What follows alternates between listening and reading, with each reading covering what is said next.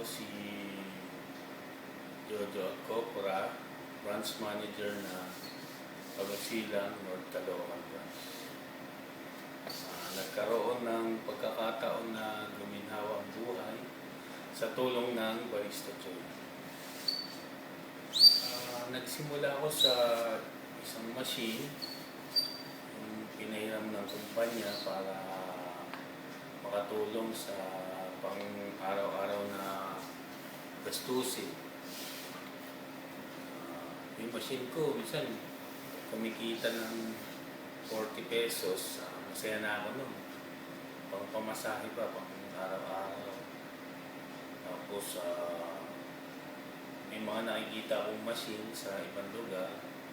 Ang ginawa ko, nag-alok ako ng powder, supplies. Kumuha naman sila. Nadagdagan ng kita kahit pa paano, may dagdag na konti. Tapos yung machine na pinahiram sa akin, ilagyan ko ng contact number para may mga kita, may magka-interest. May mga tumawag na sa akin nun hanggang sa nakabenta ako ng machine, isa, dalawa. Tapos tuloy-tuloy pa rin ang pamimigay ko ng mga flyers sa mga bakery, tindahan. Yung iba, ayaw. Kasi hindi nila alam kung ano yung binibenta ko. Iba nagagamit pa. Tapos yung isang machine ko na sinusuplayan, naging dalawa, kasi may bumili, naging 3, 4, 5, naging 10, hanggang sa naging 20 yung machine na binibentahan ko ng powder. Doon na ako tinulungan ulit ni Boss. Binigyan niya ako ng supplies, pinahiram niya ako, pinadeliver doon sa amin. Una sa bahay pa lang yun. Hanggang sa pinahanap niya na rin ako ng maliit na pwesto para sa mga stock. Nung may pwesto na kami, lalong dumami yung mga binibili na mga supplies kasi yung tindahan na dadaanan lang doon sa kalsada. Tapos may malapit na bilihan nila ng powder, hindi katulad dati. Sa round pa sila bumibili, masyadong malayo. Tapos yun, may bumili na rin ng mga machine, nadadagdagan yung mga customer ko. Tapos yung ibang mga machine na nakapili na sa Quiapo, doon na rin bumibili sa amin. Padagdag ng padagdag yung mga customer.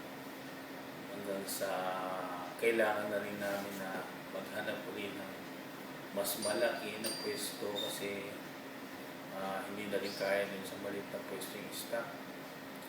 Tsaka para sa isa pang tulong na inaalok sa akin ni Boss na ipatayo ang North Caloocan branch doon sa Bagong Silang. Nung tinatayo na yung Bagong Silang branch, marami ang nakakita. Maraming nag-inquire kung ano yung nandoon. Siyempre may tao din kami doon para mag-entertain sa mga yung kita namin doon sa maliit na tindahan, tinulong ko para sa pampagawa ng roll-up, yung mga pagpaano ng kuryente, mga gastusin, kailangan. Tapos nung andyan na, naitayo na yung branch, lalong dumami yung mga bumibili ng machine. Halos araw-araw na. Pati yung mga powder, hindi ko na alam kung saan sila nanggagaling. Tapos yun nga, mula nun, nakabili na rin ako ng mga gamit para sa operasyon. Yung mga barena, yung mga blower, yung mga may computer na akong binili para sa ginagamit pang sa benta. Tapos ano na rin ako ng yung patawag dito, rack, pagawa na rin ako. Pati yung mga yun, kasama na yung sa kuryente nga, lakad ng mga permit. Yan, medyo malaki rin. Tapos natulungan ko na rin yung mga kapatid ko, pamilya ko, yung pamilya ng misis ko, mga kaibigan ko, natulungan ko na rin sa tulong ng barista Joy. Tapos, siyempre, hindi din dahil sa mga customer, hindi rin namin makakamit yung tagumpay na ibinigay sa amin ng kumpanya. Kaya binabalik namin sa mga customer yun na libreng linis monthly. Tapos pag may nasisira, ayusin kagad namin. Magandang serbisyo ang binibigay naman namin sa mga customer para matuwa naman sila na meron pala silang matatakbuhan sa aling may nasisira na machine.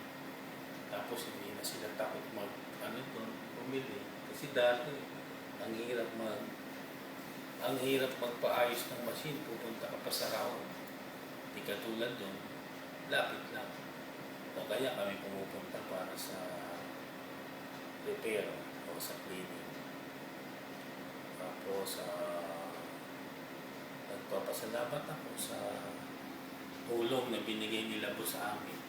Napakalaking tulong para sa amin. Hindi din dahil sa pagsisikap nila, wala rin kami. Kasi dati maliit pa ang kumpanya. Ngayon, medyo maganda ng takbo. Puro tulong na sa maliliit ang ginagawa namin ngayon. Kailangan lahat ng ginhawa na kakamta namin, iparating din namin sa mga machine owner. Kasi yun talaga ang plano ng kumpanya. Ang kumita yung mga maliliit na may-ari ng machine, kailangan masaya rin sila. Tapos, siyempre, yung isa rin na naghihirap sa amin, si Ma'am Marica, hindi ko makakalimutan. Kahit na bumabagyo, ilang buwan na pabalik-balik sa raon, hindi rin siya tumigil ng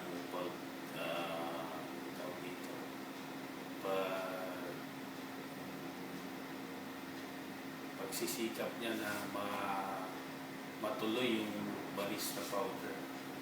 Medyo kasi maano ang panlasa ng mga tao. Kailangan perfect matyaga talaga siya para mabuo yung barista Joy na mga powder. Ano pa ba ang sasabihin? Yun nga, ang aim ng barista Joy ang makatulong sa mahihirap,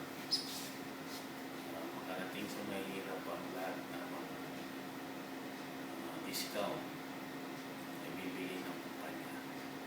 Salamat po sa barista Joy.